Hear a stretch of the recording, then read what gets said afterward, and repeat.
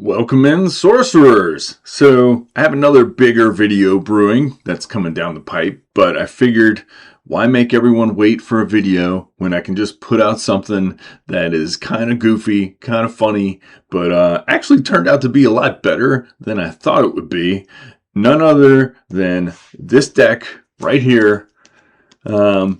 I call it Hell Comes to Frogtown. And if you can see on the screen, it's based on a movie from 1988.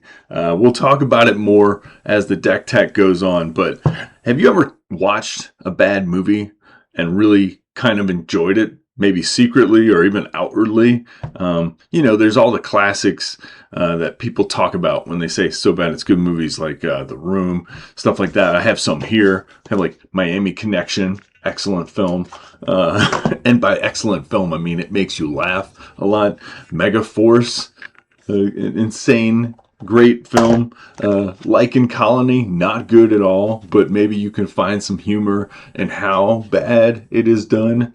And one of my favorites, Rock and Roll Nightmare, starring John Michael Thor, a guy who founded an art form called muscle rock, in which he just bent iron bars on stage and played like 80s metal. So, So this movie spawned from my love of the silliest, dumbest films I've ever seen. And Sorcery loves frogs so dang much that I figured, honestly, the first thing I thought of was this movie because, of course, I did. But then I played it this weekend. And it was actually good. Like the deck, like it's not going to win a tournament, but this deck is just, it works and it plays cards that you don't get to see a lot in Sorcery. And you really get to ride into the frog theme in a funnier way than maybe just your average frog deck. So I'm excited to share it with you. I hope that you enjoy it if you've seen this movie even. It's not great, but it has some kind of charm. So let me show you a small clip of it and then we'll get straight into the deck tech. Got a name? Hell. Sam Hell. Never heard of you. Alright, so let's talk about Hell Comes to Frogtown.deck. We have our main character in the film, Sam Hell, as played by Sorcerer. So got a nice shiny Sorcerer that we get with every box of beta, I believe it is. And beta. And so you might as well get to use it. So works just as good as any avatar. If you have a favorite, you can go ahead and change that out. But let's go ahead and put some of those over there. And I think we'll go over like sights first. Sights are like a little less exciting. And then we'll just talk about some combos in the deck as we go through, because there are a couple combos that we use. We have Thin Ice. Thin Ice is going to be really important in the deck. And our main character is always riding on thin ice because he can't stop yapping his flapper at the incredibly angry frog people throughout. Where do frogs live? Of course, they live in a nice little algae-filled pond. That's topical. And then we have Desert Bloom because, of course, being an old movie from New World Order Pictures or whatever it is, or New World Pictures. I don't think it's New World Order. Hopefully not. It's filmed in the Southern California deserts, so we have plenty of deserts and things to represent that area. Then we have Tadpole Pool. I say that card wrong all the time. It's such a tongue twister, but I love it so much. We're going to make some frogs in this deck because we're, of course, going to Frog Town. We have Active Volcano. The rest of the world is sort of a nuclear wasteland, so we have that. We have 3 forges that we run. These allow Genesis. You may pay 1 to conjure a Lance token. There are no guns in Sorcery as far as I know, so right now, and hopefully not ever, we will just use weapons, sort of spears, things like that. They also have plenty of that stuff in the film. Then, of course, for the Southern California deserts, we just use 3 different arts because it's fun to have all the beautiful art and Sorcery in your deck. And so we just use 3 deserts. And these on Genesis deal 1 damage to each minion atop target nearby site. Such a powerful ability that it deals 1 damage to each. Then we have Peculiar Port. And this sort of represents the town where John Hell, or Sam Hell, I keep saying John Hell in my mind, but it's Sam Hell, and he goes to Frogtown. So if you can look at the art on this thing, it looks like a Frogtown. Like there's a lot of stuff going on, and in the game, basically this allows you, if you have 2 water threshold Genesis, you may cast the horrible hybrids from your collection to the site. So we run 3 of those. Then we have frogs, lots of frogs. So many frogs in Sorcery, and we finally get to use them in a funny way. Croaking Swamp, Genesis, you may pay 1 to summon a frog token here. Love it. We have 4 of those, of course. Frogs love streams. We have streams. We have rivers. We have summer rivers, spring river, and autumn river. And all these things just sort of allow us to scry 1 card off the top of our spellbook to the bottom if we so choose when it enters the battlefield.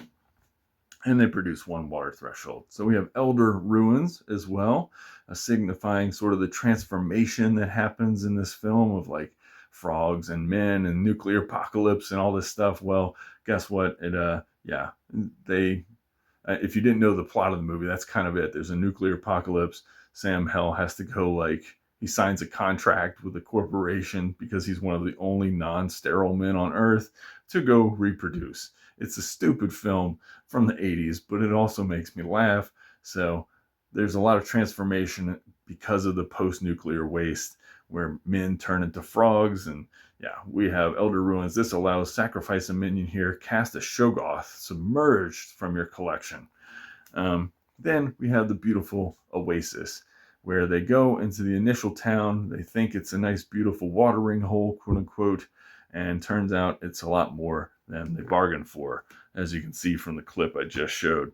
And hopefully I won't get copyright striked for just such a short, silly clip. So throughout the film, there's times where Sam Hell seems like he's totally confused. And so we have Mesmerism in the deck. Then he's kicked into a pit. We have Into the Abyss. So Mesmerism gains control of a target minion. It's very powerful. And Into the Abyss removes things by submerging them, or you can pull them into a void they're adjacent to, which is a pretty amazing spell. Then, of course, being in Frogtown, we have Plague of Frogs. Plague of Frogs is awesome. Makes 7 frogs for 1 singular mana. We have 4 fat frogs. Less awesome, but the art's cool. For 4 mana, you can summon 4 frog tokens to an allied site. And so we run a couple of those to keep that frog action going. We have Brobdingnag Bullfrog. This is 3 mana, 3 power minion that Genesis swallows another target minion here. He carries it disabled in his belly until he leaves the realm. So flavorful and awesome, which Sorcery always is. And you just get to carry around the most powerful minions in the world in your deck. So outside of frogs, what we also have in the idea of this deck is hell comes to Frogtown. And what is hell represented by? Not just our sorcerer main character, but the idea of literal hell. So I've stretched the idea a little bit just to make the deck functional. So we have Abaddon Succubus, who is a demon. So we have lots of demons and frogs in this deck for 4 mana, 3 power, an elite demon of alluring demise. Once on your turn, you may lure target adjacent enemy minion to take a step closer. When it arrives, it takes 2 damage and you heal 2. So there's something pretty cool about this deck. And that is that we have lots of Water's favorite thing, which is casting people into pits. And that means casting them into the cold, icy waste. Abaddon Succubus, anytime you can lure a minion towards you, you can lure it to its demise in multiple ways. That may kill her if she's standing on the thin ice, because thin ice will collapse if there's 5 or more power on top of it for you newer players. But there are other creatures in the deck, as you'll see, which will not drown underneath that thin ice. So there's 2 women that Roddy Piper travels with in the film. They're trying to basically protect their property now for this agency, this scientific outfit they work for. And they basically have him on a short leash because of a explosive chastity belt. That's right. That's the actual plot of the film. It gets worse the more you talk about it. So I wanted to represent those 2 unique female figures in the film. One of them is Courtesan Theus, and then Courtesan Theus just has a weird effect of you get to play each other's turns. Hopefully you use this at a point where you can get the advantage and they don't have much to work with, like your hand or your creatures aren't like right next to each other. You can't send your own creatures into a thin ice or something. You just make it work. Then Lilith, it's not as important as like just the theme of the deck here, but Lilith is incredible and you can't go wrong with Lilith. If you don't have a Lilith, that's fine. I understand. I just got lucky enough to pull one out of a box. But for 5 mana, you have a 3-power minion that once at the end of your turn, reveal opponent's top spell. If it's a minion, summon it here. Otherwise, put it on the bottom of the deck. So you get to cast your opponent's minions for free right off the top of the deck every single turn that Lilith sits out there. And she is also a demon. Very important in this deck, as we will soon see. Speaking of more hell, demons, we have 2 Lords of Destruction. Elite Demon of Unbridled Wrath, 6 power, 6 mana, destroy sites it strikes and other minions there. It's very powerful if it can get a turn to go off. And then we have a powerful minion that doesn't need a turn to go off because it does damage this as soon as it comes down. 2 Lords of Lies, maybe the most powerful minion in the game right now, just a brute strength alone. Once on your turn, you may have 2 target units at a nearby location fight. So it can fight because nearby includes itself, or you can have an avatar and the minion fight. You can have 2 minions fight. There's any number of combinations that are totally devastating to your opponents, and Lord of Lies does that. It is an elite demon as well, which is important. In the film, there are 2 big stupid twins, I believe. They are played by none other than these 2 siege giants right here. So enjoy that. Then we have the Thin Ice package. Guile Sirens. Submerge. At the start of your turn, force target enemy minion to take a step towards Guile Sirens. If you're unfamiliar with how it works, I'll go over it one time briefly. Basically, Guile Sirens will sit on top of this Thin Ice. Let's get it to a point where it's not shining. Guile Sirens is 3 power. You get any minion to step on here that's 2 power or more. The ice collapses, so to speak. The site doesn't get destroyed, but the ice will collapse temporarily. Guile Sirens has Submerge, and it lives under the water, but the other minions that you have sort of sirened over or called over probably won't. It's one of the best combos in Sorcery, and also one of the first combos that players learn about, I think. But Guile Sirens rocks. So, and not only them, we have more sort of siren-esque effects. We have Koi Nixie here. Koi Nixie is like a Guile Siren, but you can do it any time on your turn, not just at the start. And they may force target nearby enemy to take a step towards her, then tap the enemy if it is untapped. So they're actually a much more powerful version of a Guile Siren. The only thing is they have 1 less power. So that could matter potentially, but everything else is the same. So they're kind of there's 6 copies of this effect plus Abaddon Succubus in the game. So now we're getting close to one of the funny combos. This is sort of like a combo in the game. We have Thin Ice and the Nixies and the Submerge and all that stuff, but we have a much funnier combo in the game, and it has to do with this one card, this one singular copy I included, because in action movies, when there's especially stupid ones where there's a bad guy and they they try to get the treasure or something like that, and it turns out they open the box and it's actually a grenade. Well, Hell Comes to Frogtown is not immune to that kind of schlock. So we have, in honor of that, we have 1 swap. Swap the location of target minion or artifact with another target minion or artifact.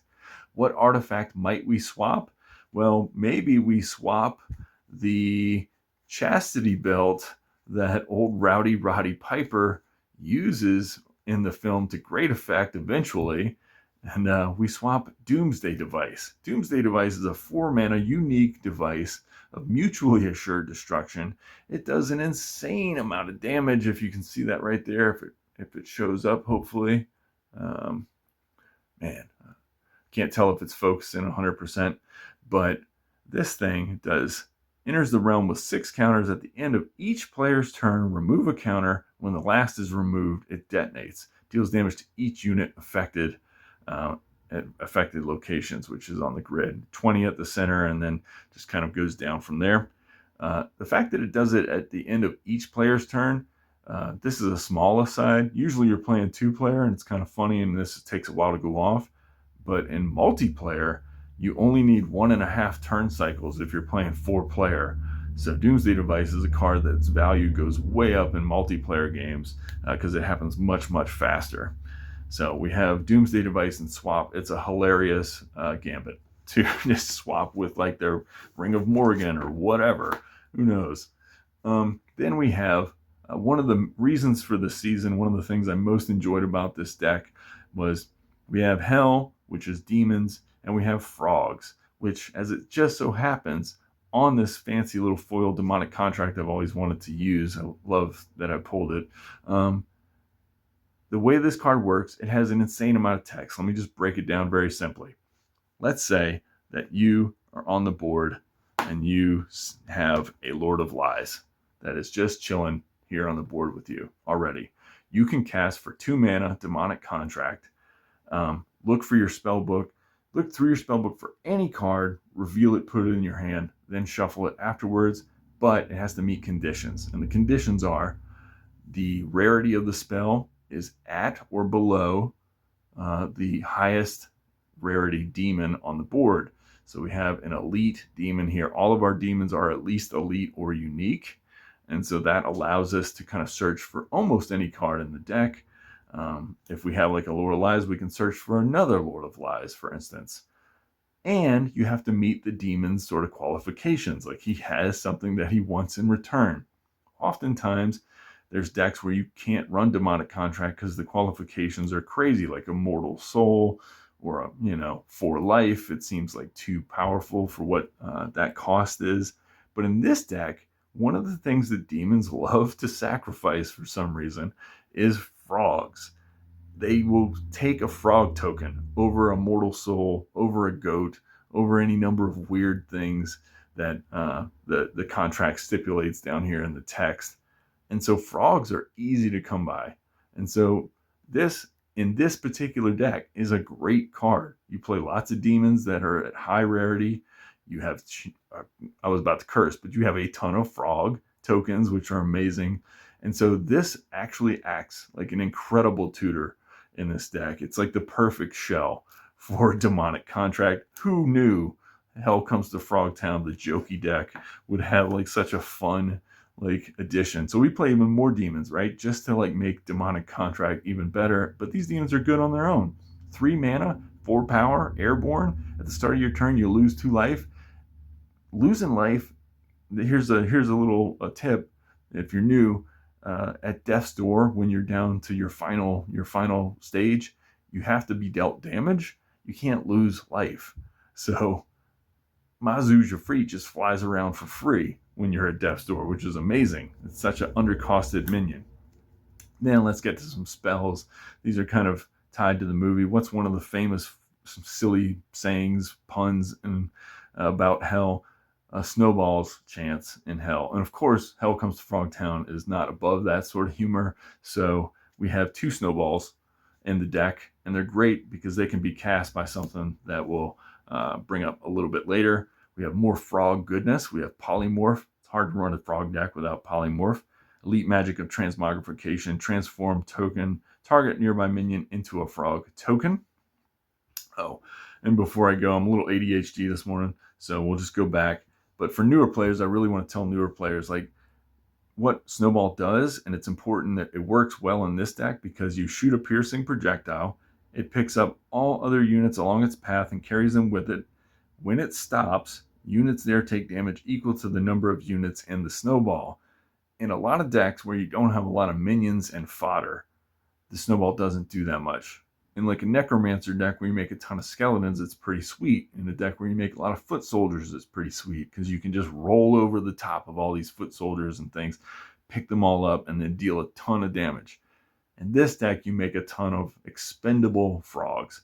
Put frogs in the Snowball. The more frogs you put there, units will take damage equal to the number of units in the snowball total. So you're going to be dealing massive amounts of damage in a giant straight line. A projectile that pierces means it actually rolls straight through other minions. It doesn't like halt whenever it hits one. So it just keeps going until it gets to the edge of the realm. And it does an incredibly high amount of damage in one singular straight line. We have grievous insults. And bad movies, bad action movies, silly action movies, we have tons of quips. They're not good quips in Hell Comes to Frogtown, but they are quips nonetheless. And this card may be cast by any ally making a quip. Silence target nearby minion this turn and tap it, then draw a spell. So this thing silences a minion, which basically takes away its text box. You can make an airborne minion not fly anymore. You can do all kinds of things with just a grievous insult. Then you tap it, which is awesome because it can't like react to it can't move to defend in a different space because it's going to be tapped. It can't actually move anymore.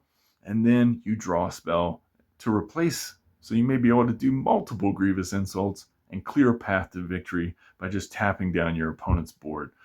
We have 4 of those. In a frog deck, of course, we run Gift of the Frog, one of the best cards ever. 2 mana, ordinary magic. Summon a frog token to an allied minion, then draw a spell. I love the card draw in this game. And making frogs. In the movie, we have lots of wet creatures and lots of wet, swampy things because that's what frogs like to live in. And so to represent that in the deck, we have Overflow. 3 mana, draw a site. You may play a water site. There's a lot of water sites in here, so you should be able to play this fine. If nothing else, it draws you something and it fits the theme. Remember when I said that we need something to cast those snowballs because our avatar might be busy doing other things? Well, we have spellcasters in the form of cauldron crones. In this film, there is one dude and lots of women. And so we have all kinds of women, some on the good side, some on the bad side, some who want humanity to live, some who want frogs to reign supreme forever. And so we have cauldron crones. They are 3 mana, 1 power, not big, but they are spellcasters, and on Genesis, you may sacrifice another minion here to draw a spell. Cauldron crones love to sacrifice frogs, and frogs equaling card draw rocks. Another thing that we can do with our frogs is we can transform them into a much bigger, scarier frog. This is a card that doesn't really see a lot of play in a lot of decks, and so I just love that we can use it. It's an ordinary monster with far too many teeth. 5 mana typically, and then 4 power. So overcosted, but there's an undercosting you can use with frogs. Pay 3, transform an ally with Submerge into slimy mutants with your hand. All frog tokens have Submerge. So turn those little 0 power things into 4 power things for just 3 mana, and then you're getting a hell of a deal. A hell of a deal. Hear what I did there? Accidentally. Anyway, so another good thing that you can do in frog decks is because they all have Submerge, is you can use Sunken Treasure as card draw. If cast, conjure this under an allied water site of your opponent's choice. When Sunken Treasure is carried to the surface, its controller sacrifices it and draws 2 cards. This is an exceptional card, so we run 3 of them. But just like B movies are sometimes treasure that's found in a trash bin, this Sunken Treasure will bring you great joy and riches beyond your wildest imaginings. And the way you want to play it is you don't want to play another water site before you play this. Obviously, you want to limit the amount of places that your opponent could potentially put the Sunken Treasure. And then you tap your avatar, play another water site after they place it, and then maybe cast a Submerged Frog underneath that site. So the following turn, you'll be able to pull this up, draw 2 cards off of it. And that's 6 cards total if you get to cast all these Sunken Treasures throughout the game. Really sweet. This is flavorful, but also devastating. So in the film, of course, all men go sterile. So this is the great drowning of men, as represented by how the nuclear apocalypse destroys things. In the game, it's 7 mana, 4 water threshold, a unique aura of inevitable erosion.